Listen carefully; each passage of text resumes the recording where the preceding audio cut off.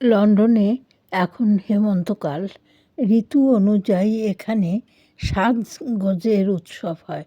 School এবং অন্যান্য সংস্থায় তার জন্য বিভিন্ন দোকানে সাজগোজের মুখোশ কিনে সাজগোজের ব্যবস্থা করতে হয়। ক্যামেলিয়া কিনে নিয়ে এলেন তার মেয়েকে সাজানোর জন্য।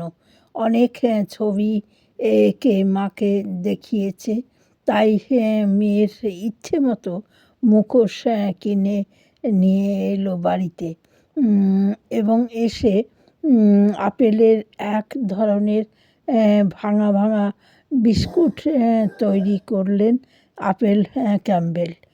এখানে ক্যামেলিয়ার মেয়ে এবং স্বামী ওরা দুজনেই একসঙ্গে রাতের ডিনার করতে বসলেন এবং ওই আপেলের